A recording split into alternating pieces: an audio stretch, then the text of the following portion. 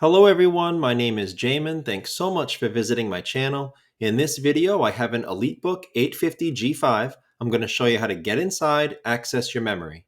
So first thing guys, power down your computer the correct way. Make sure it's off and unplugged from your charger. We're then going to flip it over to access our bottom case screws. After removing all the screws seen here, you're going to take a small, flat, preferably plastic pry tool. I say plastic because it'll scratch your case less than a metal one will.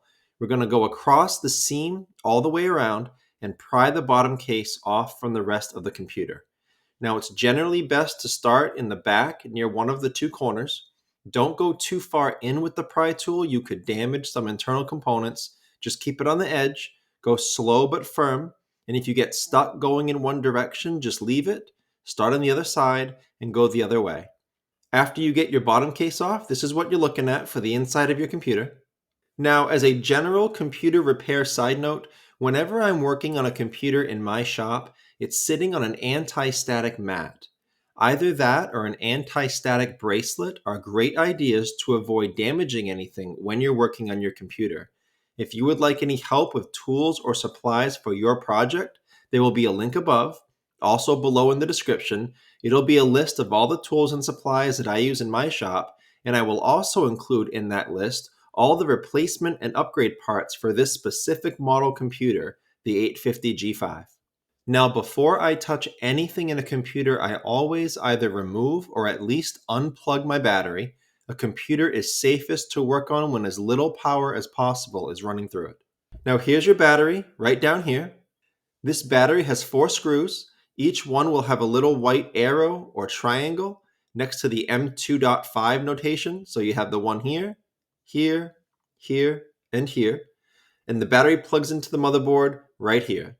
Now, this goes for any cables or wires in a computer. Try not to pull on the actual wires if at all possible. If you can, just manipulate the plug.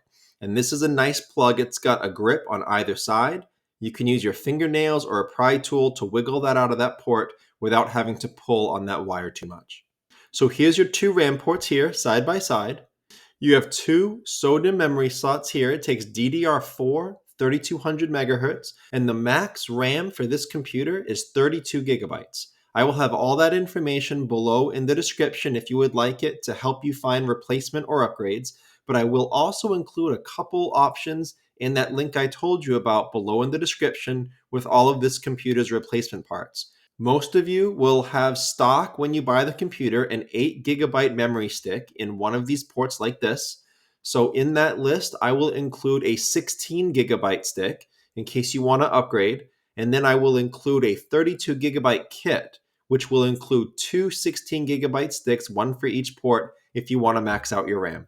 The way that the RAM works is they're held in by these 2 little spring-loaded metal arms, one on either side. The way to get the RAM out is you would gently bend those apart from each other away from the RAM stick. The RAM stick will then release. Oftentimes it'll even pop up a little bit, and then you can pull it out of the port right here. To get the RAM stick back in, as you notice, there's a long side to the stick and a short side. So you can only get that RAM in the correct way. You can't put it in upside down. And then once you get it in, make sure it's flush and straight. This little gold section here just goes nice and straight across. Once it's in place, you just press on the middle here, press down, and these metal arms will latch onto it and hold it in place. And I guess the last thing to mention about a RAM replacement or a RAM upgrade, if you're looking to increase your computer's performance, increase its speed, upgrading your RAM could be one of the cheapest and easiest ways to do that. That and upgrading your solid state drive, those are probably the easiest and most cost efficient ways of upgrading the performance in your computer. Below in the description, I will have a link to another video kind of like this. It'll go more in depth into the solid state drive here and how to upgrade that. But that's the end of this video, how to get inside the 850G5 and access your memory. Thanks again so much for watching.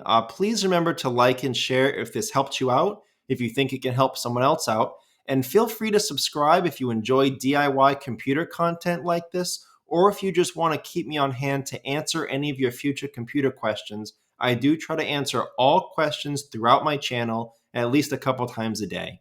Also, feel free to check out the related links section below in the description. From time to time, I do try to add things in there that I think will help you with your general computer life, make it more productive, more enjoyable. So thanks again for watching, everyone. I look forward to seeing you on my next video.